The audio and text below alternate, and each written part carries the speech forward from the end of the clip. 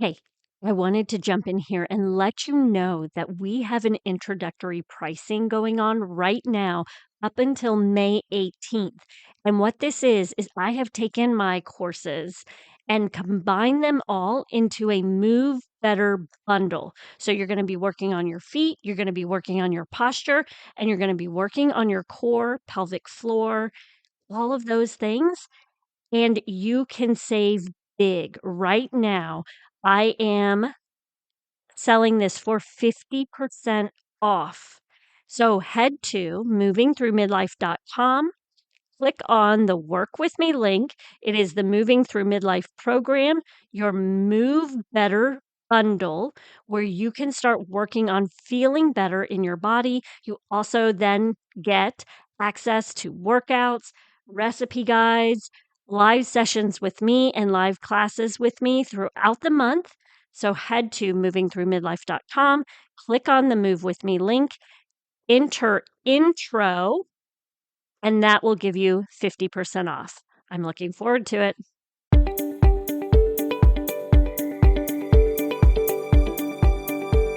Welcome to Moving Through Midlife. I am your host, Courtney, a personal trainer and movement specialist who wants to help you move through midlife with more grace. Each week, we will discuss ways we can show up better for ourselves and our children without the burnout.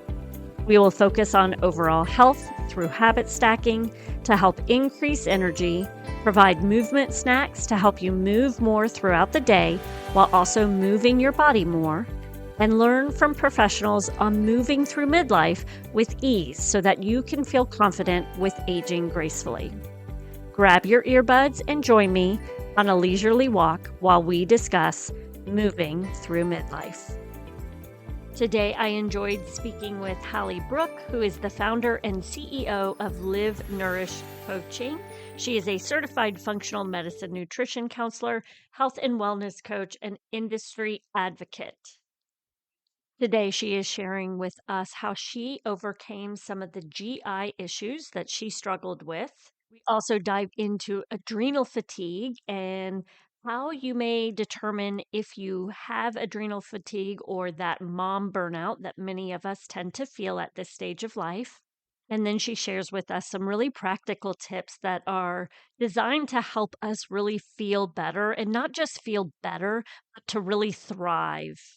I'm excited for you to listen in because Hallie had this great energy and personality, and I think you just will really enjoy this conversation. Hi, Hallie. How are you today? I'm so good. Courtney, it's wonderful to be here. Thank you for having me on. Yes, I am excited to have you on. I want to hear your story. I want to know a little bit about how you got started with Live Nourished and your functional nutrition journey, why you may have started with that as well.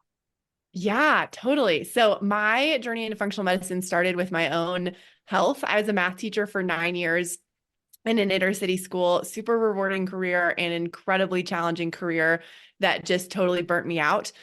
So chronic stress, I have always eaten well because I grew up knowing how to eat well, but when you're stressed, you don't always eat well. And if you are eating well, you're not always resting while you're eating. You're shoveling food in the 15 minutes between when you took your students to lunch and when you have to pick them back up again. And that over the course of a very long period of time totally wrecked my health. So I ended up in a place where I had horrible IBS. I had the worst gas I've ever smelled ever from any human. It smelled like something had like died inside of me and was trying to come out of me. And it was awful. I had severe diarrhea that alternated with constipation. I had rashes all over. I had dark circles under my eyes that had no relation to how much sleep I had gotten. Like I was just not okay. And I went to 7 different doctors over the course of this time to try to figure out what on earth was going on with me. And was told by all of them, like, yeah, I don't know, you've got IBS. So, like, we don't really have anything to do with that. Try a probiotic. The last practitioner that I went to go see told me that I had IBS again. I was like, thank you. I already knew that. And basically told me, like, well, if chicken and lettuce is what's working for you right now, then just keep eating that. And I Oh, said, that's it forever. And basically he was like, yeah, like if that's what you can keep down, eat that. And I got in the car to drive home and just burst into tears and had this moment where I was like, there has to be an answer. Like I was 24. I had shingles 4 months before that. Like you don't get shingles at 24. That's not a No, thing. no. No. I was just so not okay. And so got in the car and thought there has got to be a solution. And so I went home and I started Googling everything that I could find. This was 15 years ago now. So, leaky gut is now a fairly common colloquial term in the medical practice. We call it gut permeability, but that was not a thing back then. And so I just started Googling symptoms and trying to figure out where these are coming from and what I could do, and ended up putting myself on an elimination food plan, and like learning about glutathione and Saccharomyces and Boulardii and all of these things that I can use to help my body heal. And then that combined with a lot of prayer. I have these, I call them my old prayer ladies in Colorado Springs, prayed for the restoration of like identity and just kind of like confidence, things that I would never have linked to gut health ever. And with that combination of changing my food and also doing some inner work on myself, I'm better. I can eat anything I want now. I can eat gluten. I can eat dairy. I can eat all of these things that used to make me so sick. I don't have to worry about food anymore. And I'm healed. And so that sparked this fascination in functional medicine. During this period of time, I'd left teaching and had become a personal trainer just to do something different. And I'm a nerd. So, I'm doing squats with my clients and telling them all these things that I'm learning about the gut microbiome and intestinal permeability and the epithelial lining. And it was my clients who actually said, you need to go back to school for this. I was like, okay. So I did. So I went back to school for functional medicine and pivoted my personal training practice into a functional medicine nutrition counseling practice. And then the pandemic happened and my business exploded because so many people were looking for something other than, what they were being fed from whatever. They wanted to be in control of their health. They wanted to feel empowered. They wanted to know that they were setting their bodies up for health. And here we are. So I now have a team of 3 coaches who work with me and for me, and we're changing women's lives by healing guts every day. And it's pretty fun. Okay. That's wonderful. I Yeah. find it interesting that you mentioned how the mindset and like working within Yeah. more than just the gut.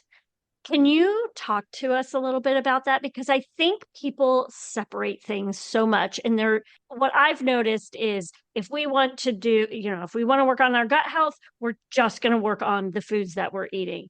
And if we're going to work on our energy levels, we're just going to work on getting more sleep. And they're not connecting how interrelated everything is. Yeah, absolutely.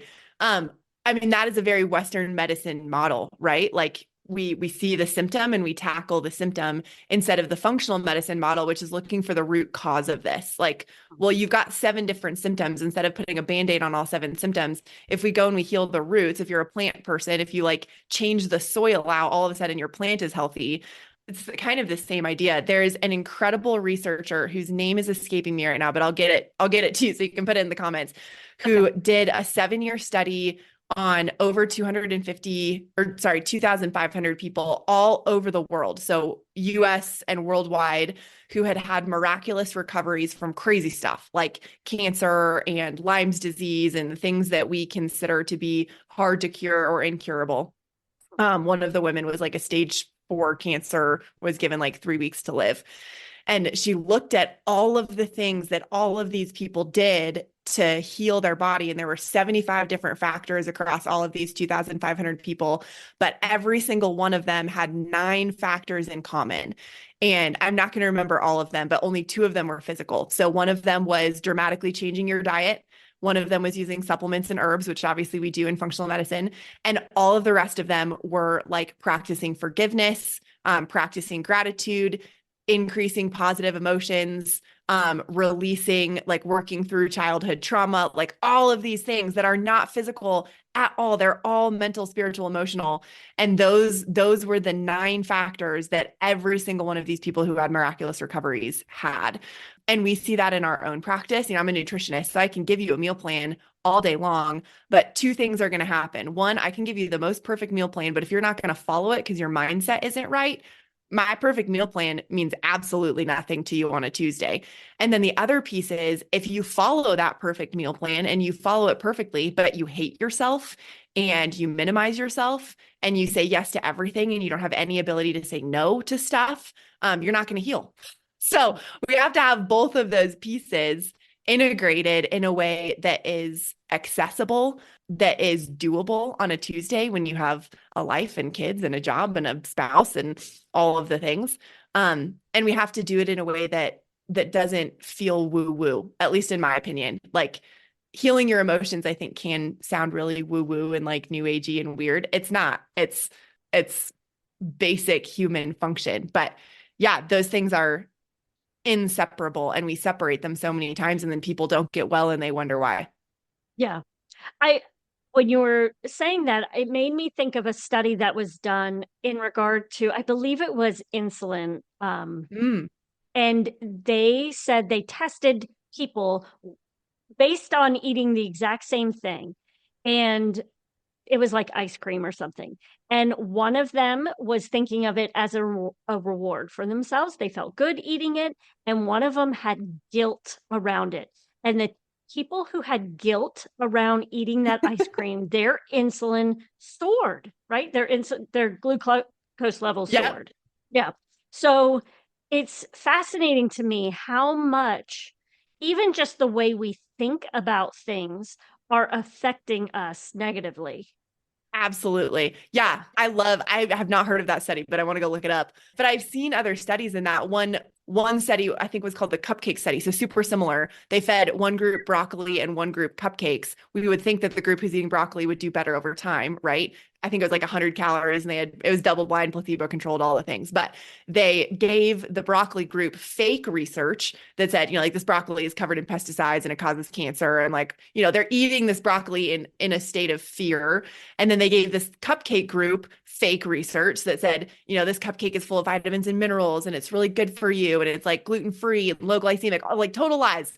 And the group that ate the cupcakes had statistically significant improved baseline nutrition in like vitamin D, B, C, all of the things that we test than the group who ate broccoli. So like if we just think about broccoli versus a cupcake, which one is the healthier choice? Well, it's really obvious. But if you eat that in a mental state that is negative, stressed, fearful, it's actually going to do more harm to your body than just eating the cupcake with like joy. It's crazy to me. But yes, 100%. It is such a big deal. You had mentioned that when you were working as a teacher, you were just dealing with a lot of stress. And I don't know if you used the word adrenal fatigue. Did you use that word?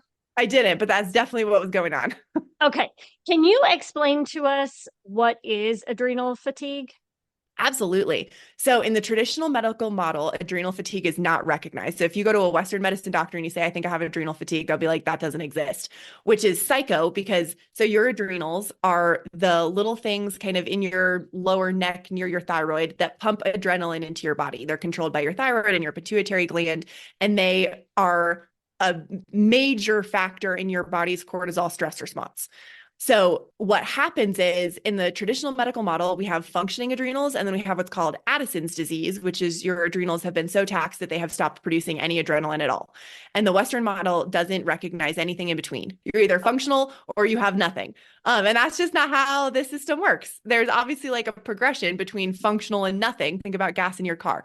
So what is adrenal fatigue? Adrenal fatigue is you have been under such chronic stress for such a long period of time that your adrenals have stopped functioning properly. And there's a progression to this. So what typically happens first is your adrenals will start to overproduce.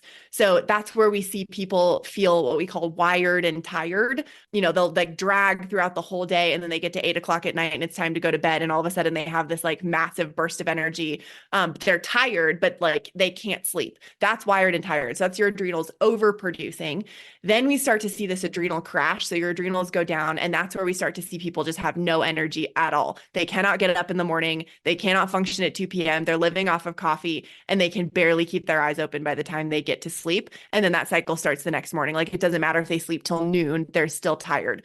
That's where we start to move into that adrenal fatigue category. And you've been living under stress for so long. our body's stress response is designed for short bursts to get us safe. So, there's a saber-toothed tiger and you need to run away from that saber-toothed tiger. Your adrenaline response is designed to kick into fight or flight to get you safe and then to go back to like picking berries and fishing, right? A very low stress thing. Our bodies don't understand that we're having that same response every single time we open our email, every single time we're late to a kid's soccer practice, every single time someone rings our doorbell and our dog starts barking, every single time we pick up our phone and start scrolling Instagram. There's studies that show what happens to your adrenal and your cortisol. It is not a restful, it is not a restful process.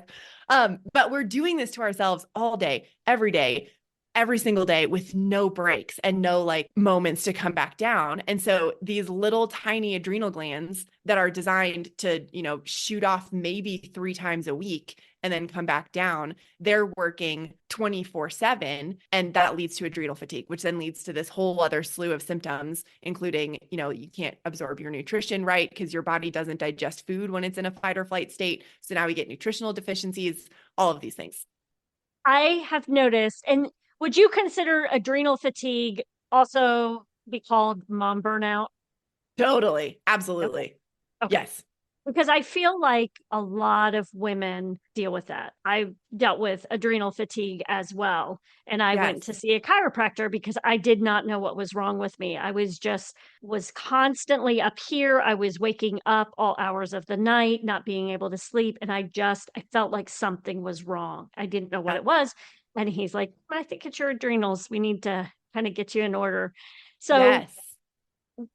if someone is starting to feel this way and they're dealing with the stress and they're not able to sleep, and is there anything that you usually recommend for them right away to kind of start working on this? Because you hear a lot about cortisol, and there is good cortisol Yep. and then there is bad cortisol. And I think you've kind of explained that, where we're just in this constant state.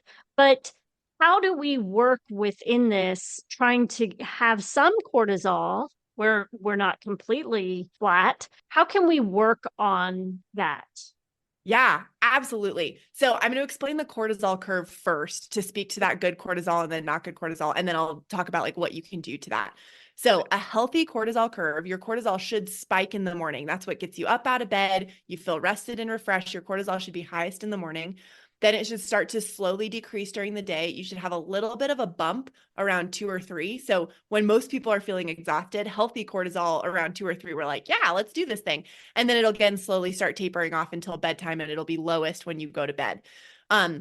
When people start to get into that adrenal fatigue, mom burnout space, that adrenal fatigue or that cortisol curve does all sorts of crazy things, including completely reversing. So, it's lowest in the morning, it's highest at night, or it'll be kind of like stagnant and steady throughout the day. And then it'll spike around 2 a.m. So you wake up at 2 a.m. and you're like, I'm awake, I'm ready for the day, but it's 2 a.m. And what do I do now?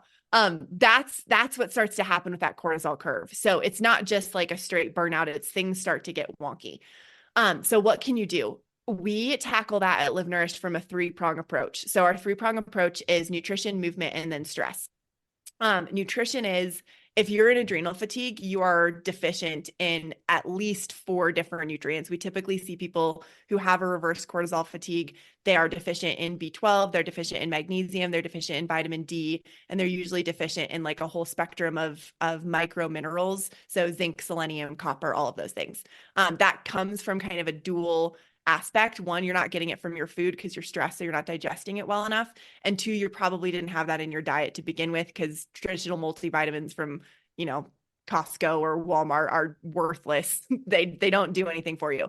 So step 1 is we need to get your nutrition on point so that your body has the building blocks to be able to support your body. In that nutrition category, we also talk about what we call fake energy versus cellular energy. So cellular energy, every single cell in your body has this little mitochondria thing that produces energy, right? And cellular energy means that every single cell in my body is energized. It has all of the nutrients that it needs to produce energy. Think about like a little micro, utilities plant in every single cell. That's real energy. That's the energy that your body needs. Fake energy is adrenal energy. So we can get energy from coffee, but like the energy we get from coffee spikes our adrenals. So it's fake energy. It's not cellular energy. Sugar is the same way, right? When we feel tired, what do? We eat sugar. Well, that gives our body, our adrenals, this like little microburst of energy to get us through the same thing, but it's not cellular energy. It's fake energy. So that nutritional pillar is we need to increase the micronutrients that are actually going to create cellular energy. And at least for a short period of time, we need to decrease the things that are causing fake energy. So, I have a mom who came to me, gosh, this is probably only like 3 weeks ago. And we're talking through all these things. And I said, one of the things I need you to do is cut out coffee. And she goes, oh my gosh, I could never. Like, there's no way. I function off coffee. I don't function if I don't have coffee. And I said, I totally get that. Would you be willing to do an experiment with me? Like, give me 1 week. We'll taper you off so you don't get a headache. See how you feel. And she's like, oh, okay, I'll do it. And so we did. We got her off coffee. And 2 weeks later, she's like, I have more energy than I've had in the last 10 years because we got her off of fake energy and we started helping her body produce real energy. So that's step one, is get your nutrition on point. Step two is exercise. So back to that good cortisol, bad cortisol. We call exercise is eustress or good stress, but it still produces cortisol. And when you are in adrenal fatigue, a HIIT workout is the absolute worst thing that you can do for your body, because in order to do things like adrenal fatigue or cold plunging or, all of these things that we're seeing on Instagram now is really good, your body has to have the capacity to be able to handle that stress. It's good stress, but it's still stress. And so in that movement pillar, when we're healing from adrenal fatigue, we're not doing hard workouts. We're not doing CrossFit. We're walking, we're stretching, we're doing Pilates, we're lifting weights with big gaps in between, because typically what we see happen is someone feels awesome after their workout, and then 2 hours later they crash super hard. It doesn't create energy. So we have to shift the way that they're moving their bodies to get their body back to a place where they can create real cellular energy. And then we can start layering back in those HIIT workouts and those CrossFit workouts. It's not that they're bad, it's that they're bad for you right now. And then that third piece is managing your stress. And that's where we get into the mental emotional pieces. So one of the things that I have my clients do is I have them set an alarm on their phone for once an hour for 2 weeks. And when that alarm goes off, they need to take 3 10-second breaths. So a 10-second breath is in for 5 seconds, out for 5 seconds. And that alone can drop that cortisol back from it's always increasing, always increasing, always increasing to a like kind of state. We do things like a relationship wheel. So we look at who in your life is giving you life and who in your life is causing you stress. And we're not going to cut people out of your life. I'm not going to say don't talk to your mother-in-law, but maybe don't talk to your mother-in-law every day. Things like that. So nutrition, movement, and then kind of like life function, life balance, all have to be working together. And that's how we do that. So Okay. that was a longer answer than you probably wanted, but No, that's what we do. No, I love it. So I have a few questions just based on questions that I've received over time that I think you'll be great at answering them. First, in regard to nutrition, you had mentioned magnesium, and that's one thing that I'm constantly telling my clients they need to make sure that they're upping. Are there signs of magnesium deficiency that people should look for? Oh man, absolutely. Magnesium is like a micro mineral or a magical mineral. It's in charge of over 300 different responses in our body. And everyone is deficient in it because it's just not in our soils anymore. So things to look for are leg cramps, racing heart. If you have any kind of tracker like an Oura Ring or a Whoop band or something like that, another great one is that your heart rate doesn't drop very fast. So ideally at night when you're sleeping, your heart rate should drop within the first 3 hours of sleep and it should stay low. One of the things that you can see in a magnesium deficiency is your heart rate will stay high for 5, 6, 7 hours, and then it'll drop right before you wake up. That's a magnesium deficiency. Headaches, migraines, those are often magnesium deficiencies. Feeling like you're drinking enough water, but you still have like dry lips or you still have a scratchy throat. That means that you're flushing magnesium and potassium out of your system instead of adding it. So you might want to add like an electrolyte blend. Those are all symptoms of low magnesium. Low energy, that's a huge one. Yeah. Okay, great. And then what sort of magnesium, because you hear all the different kinds of magnesium that should be taken. Do you have one that you recommend? Yes, I do. Magnesium malate or glycinate. Those are the two most absorbable kinds. So those will actually increase your cellular magnesium. Magnesium L-threonate is the only kind that crosses the blood-brain barrier. So that one's really good for anxiety and sleep because it helps you sleep.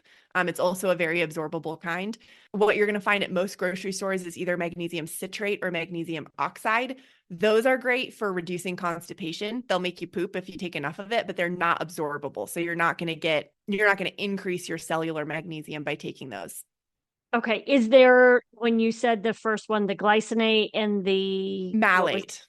malate, is there one that has both of them in there, like a supplement that you can use that has both of them, or do you have to take one of each?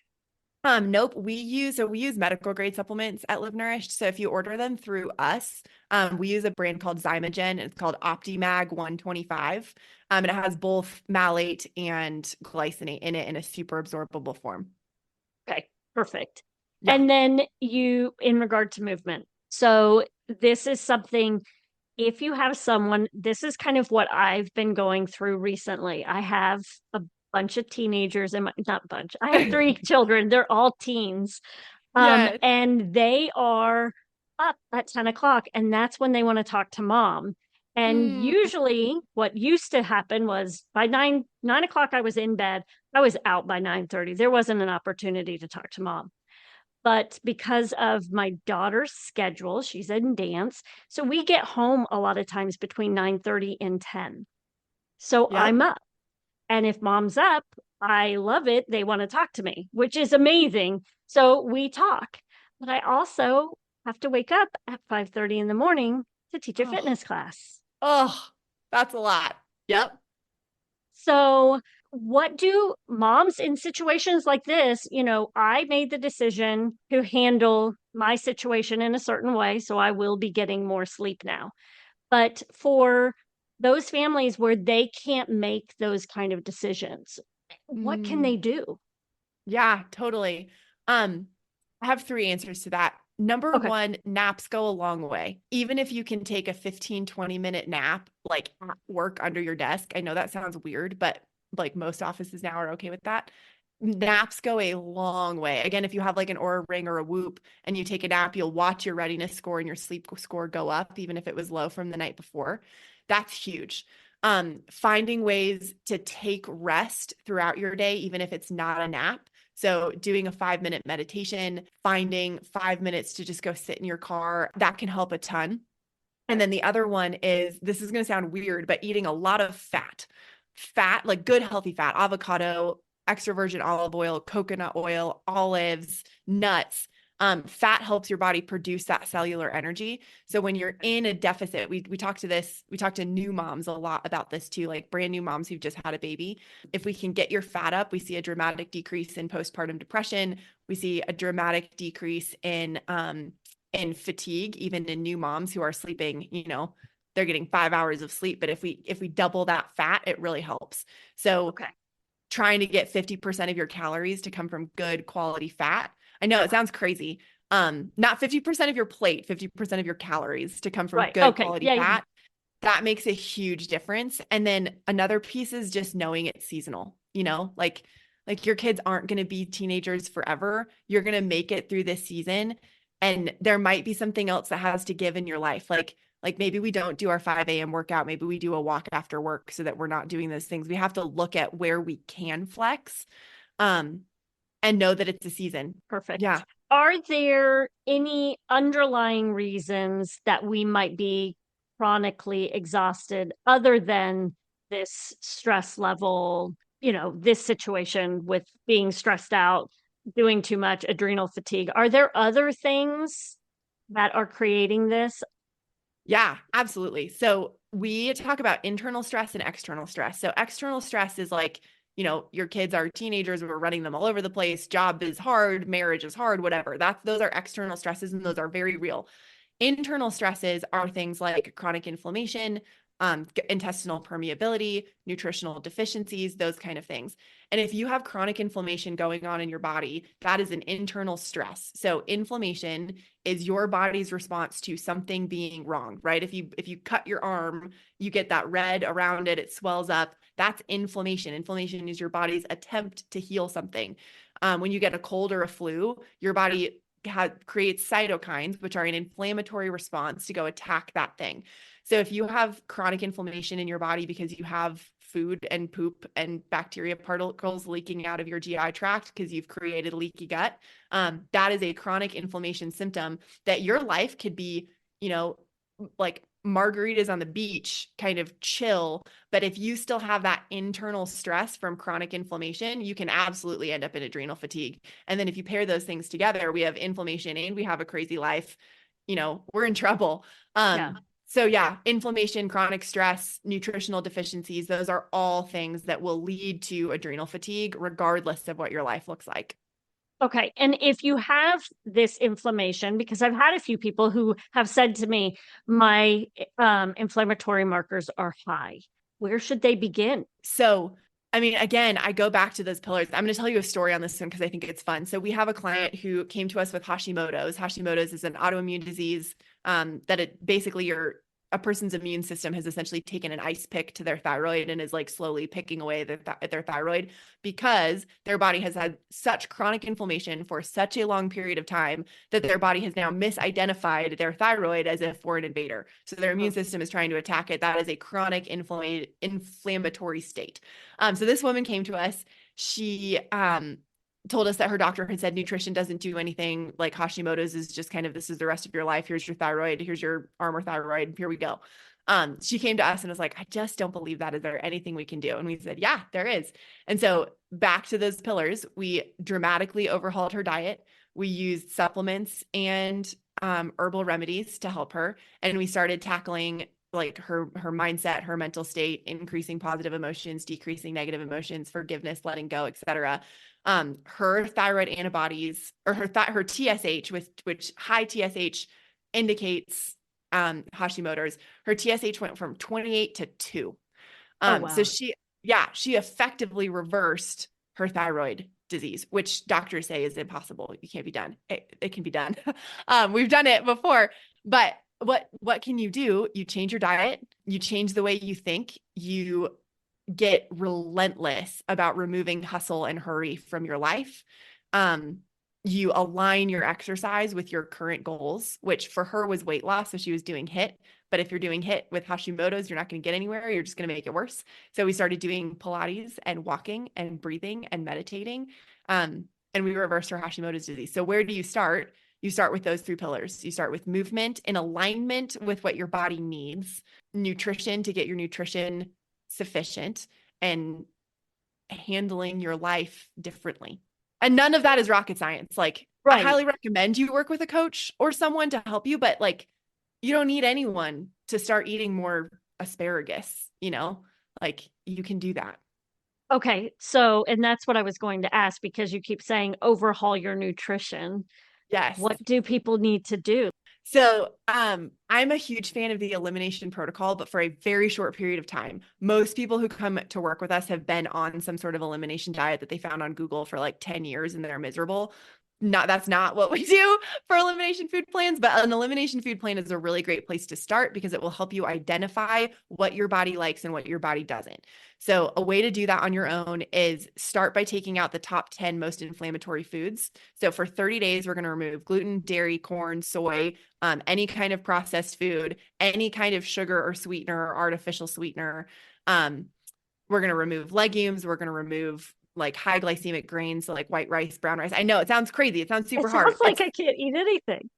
It totally does. We have like a whole list of stuff that you can eat because sometimes it sounds like that, but we start with that. We start by saying, okay, we are going to clear the slate of anything that could be causing your body issues. And then we're going to give your body some time because your body heals. If you cut your arm, you don't do anything. You put a Band-Aid on it. That doesn't heal it. It just keeps dirt out of it while it heals. Like your body will heal if you remove the things that are damaging it and give it a chance to heal. So we remove those things for 30 days. And then we start to slowly add those things back in a 3-day at a time period. And we pay attention. Like, gosh, when I have a client who is also in kind of an autoimmune adrenal fatigue condition. And as we were starting to add these things back in, she was doing really good, added back in potatoes and got a cold sore. And we go, okay, potatoes are out. So we took potatoes out for another 30 days, kept adding things back in. She's doing good, added in potatoes again. And she got a cold sore again. And we're like, all right, cool. Potatoes are out.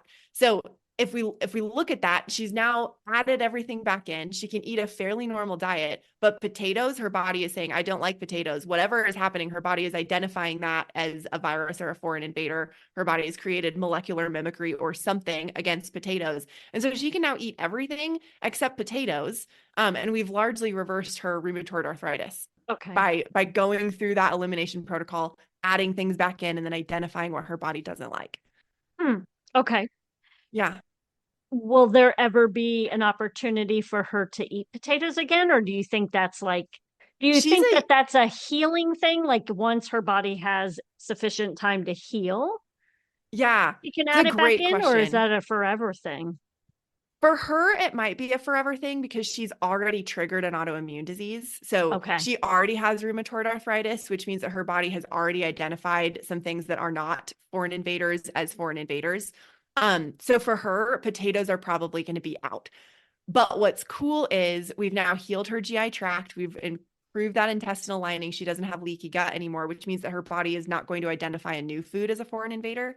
So for her, potatoes are probably out forever, but we stopped it soon enough that she can still eat almost everything else. With someone who has not already triggered an autoimmune disease, that would tell me that we still have some leaky gut going on and we still have some work to do to heal up that leaky gut. And then we can probably bring potatoes back in and it will be okay. So for someone who's not already in an autoimmune condition, potatoes will probably come back eventually. For her, potatoes probably won't because we've already gone over that edge into autoimmune. Okay. And then if you've had anyone, I'm thinking of someone specific who they can't eat like anything. Mhm. There's like two things they can eat. How Yep, did chicken and they lettuce. chicken and Yeah, lettuce? Yeah. yeah. So how do they are they able to start reintroducing? Like how do you work with someone like that who just really they're just having responses all over the place? Yeah, great question. So not yet, but eventually. So an elimination food plan and reintroductions is something you can do on your own. What I would recommend working with someone, a coach, a nutritionist, a health coach, Live Nourished, is on like a full gut healing protocol. So when we have someone who's that limited, they can only eat a couple things. It tells us two things. One, it tells us that they have severe gut permeability. And two, it tells us that the inflammation in their intestines is like, we got to get that down pretty quick.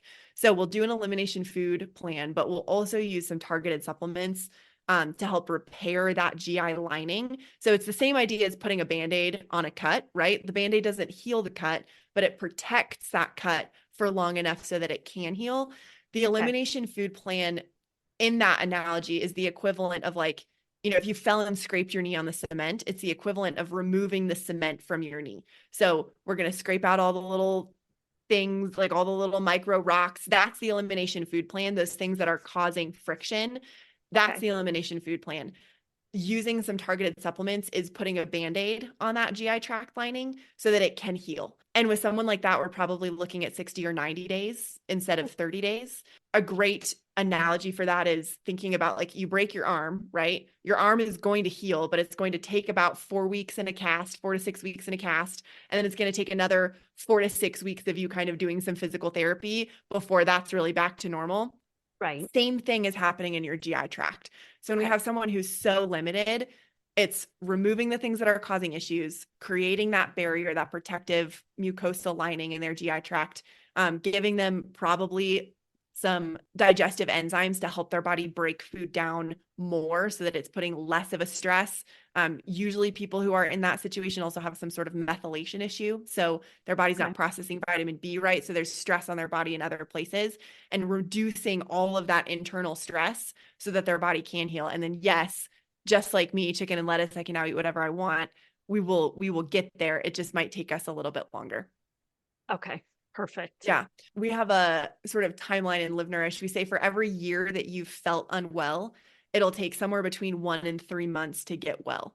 So it's going to happen a lot faster than you got sick, but it's not going to happen overnight. So usually people who are that limited, they've been sick for a long time, and it's Right. going to take us, probably 3 months for every year that they've been sick. So it's going to take 6 to 18 months to get them to a good spot, but they Okay. can get there, which is cool.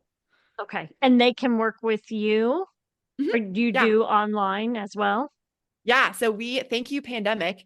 went entirely virtual during the pandemic and never went back. So, Okay. yeah, we now work in every state. We have a client in Australia. We have a couple clients in Canada, which is like mind blowing to me. We have a client in Mexico. I don't know how these people find us, but yeah, we work entirely virtually and we do everything online. Okay. Can you share how people can find you? Yeah. So our website is the best place to start. So www.livenourished.coaching, LIVENOURISHED coaching.com.